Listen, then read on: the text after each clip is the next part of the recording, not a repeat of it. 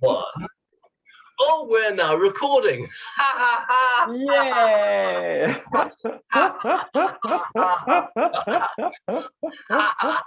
I know exactly. The magic of technology from the UK to Egypt via probably one of Jeff Bezos' satellites or Elon Musk's satellites, But it's great. It's great. Here we are talking in real time. That's fantastic, Marnix.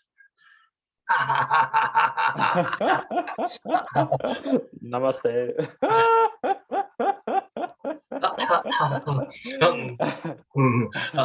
And thank you for giving up some of your time to have a chat about your masterclass experiences, because when we've chatted a bit since the masterclass, and you made some very, very interesting comments about your own experiences that I felt people might like to hear. They might be very interested in what your experiences were in the masterclass. So, Marnix, what were they?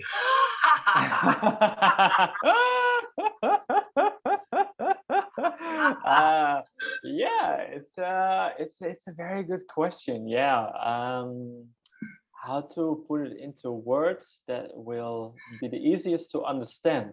Because the funny thing is that the thing that I became to understand is not about words at all.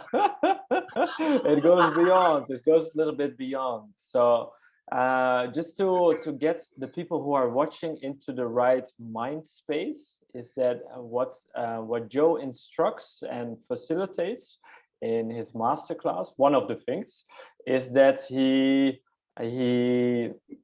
instructs us to move. Let the body move the way it chooses to move itself, like a very fluid, water-like movement that is very unique to everybody who does it. It's very much like a signature move, as though everybody has a fingerprint or a signature. Everybody has a different way of moving, and there's no right or wrong in doing it. That is the beauty.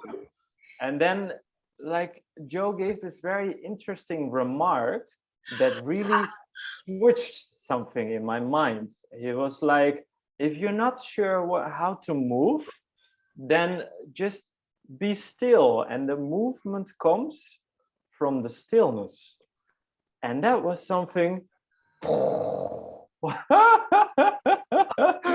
me, that was amazing. And it's really connected with this insight that I had during meditation very often, because I do every day my daily meditation.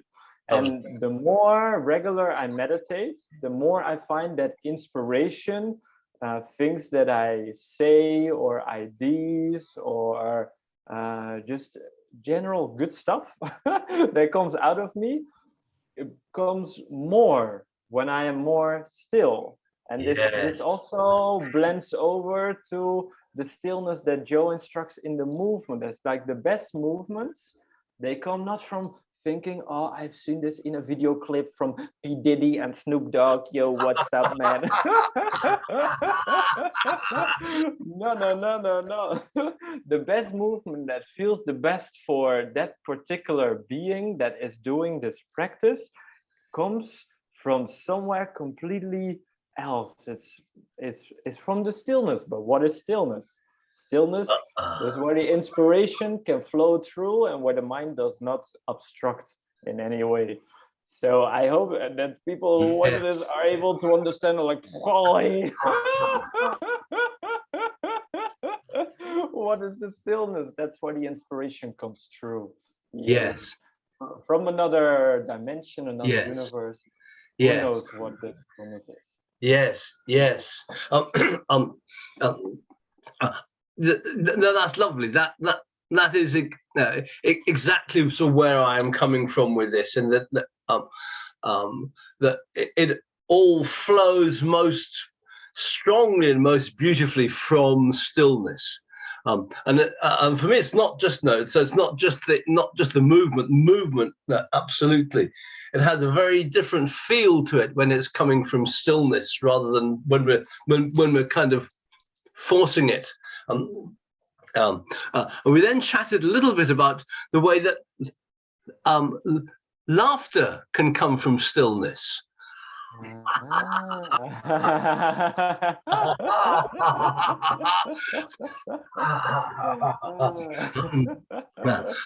Because stillness is is this sort of vessel of some kind, whatever kind, who knows?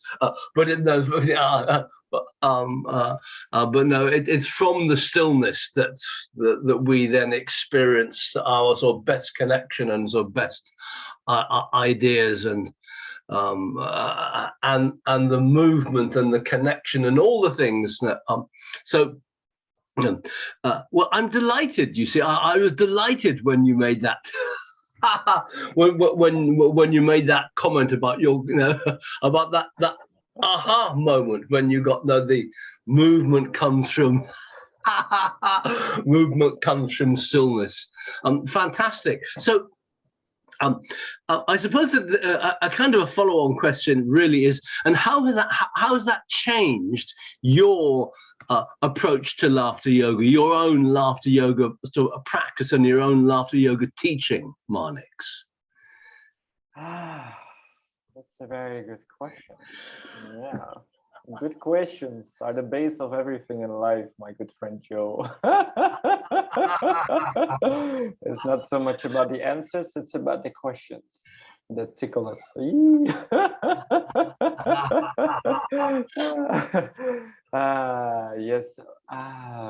Yes. What I find is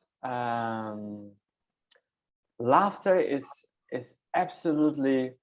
It's a very wonderful and very powerful tool to change our state of being, which is wonderful in itself. And then there's the thing, how to let the laughter come. Because there's two ways to do it. We can force it. It is a little bit more masculine, Western society thing of like pushing through the boundary, like we're not feeling good and we push it.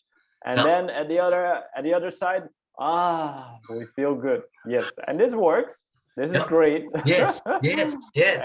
And there's the other way. There's the other way of allowing the laughter to come naturally, as though it's coming from a spring, like where water comes from. Let the spring allow the laughter to come up and spread out by itself without like our rational mind having to override or overforce any obstacle. Like if we come from this stillness and the laughter comes from there, it is very allowing what is already there, what we already have. There is already unlimited joy within all of us, and we only need to allow it. The only thing that we might be doing wrong is that we disallow the joy. But if we can find this stillness where the inspiration comes through, like a spring of water, the spring of laughter, then we just allow it to come and to flow, which is also very nice.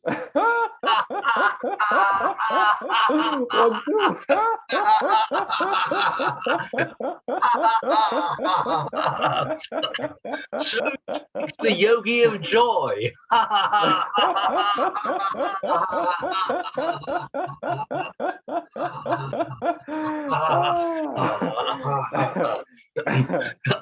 Absolutely, Marnix, fantastic. No, that for me is exactly it. When we allow it to come through, we realize it's already there. Yeah, it was already there. How funny the whole time. Oh yeah. To look like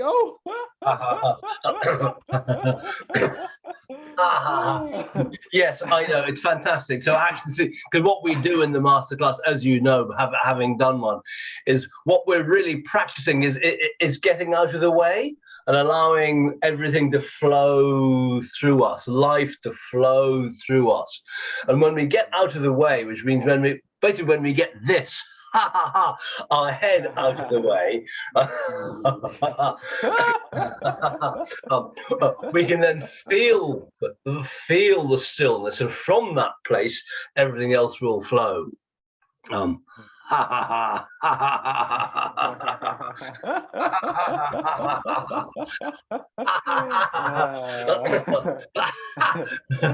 Marnix, this has been a fantastic chat, Marnix. It's been really great. I tell you one little thing that I really like. Okay, so I ask you the question, and then you stop, and you actually go into stillness. And you look away, and then you come up with these amazing, wonderful insights.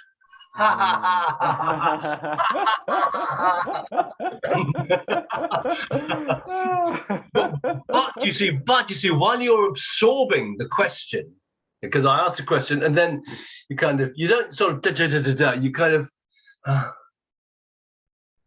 and then you answer. And what comes out, it's coming from your stillness. It's fantastic. Marnix, it's been absolutely fantastic having this chat with you. Yes, absolutely. Yes. And Joe, I just had another inspiration that actually it came while laughing, because laughing and stillness, they are very closely related to each other, even though in the sound spectrum they they are on different spectrums, because stillness is like silent and laughter is a lot of sounds. But in the mind, stillness and laughter, they are very interconnected, because when there is laughter, there is no mind, which is beautiful. Yes.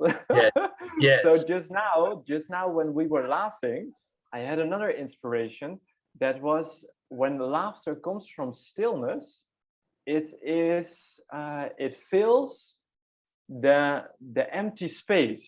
The laughter energy, the joy energy that comes from the stillness, it feels like an empty canvas, like you're painting on a white wall and you're just putting laughter energy. But if there is not the stillness, then you have to paint over things, and that's a lot more difficult. Yes, I don't know if you've ever tried to paint a black wall white. It's a lot more difficult than painting a white wall into green or yellow, for example.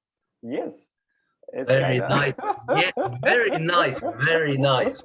Yes.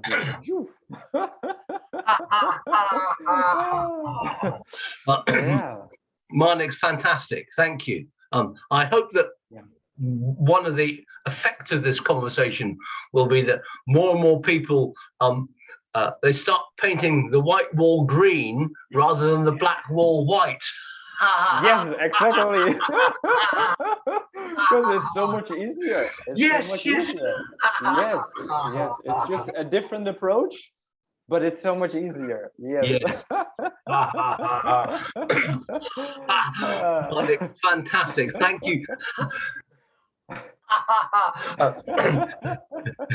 Thank you for all three magnificent sort of comments. One about the movement, then about the laughter and the stillness, and then the third about the white and the black wall. Marnix, thank you. Thank you very, very much.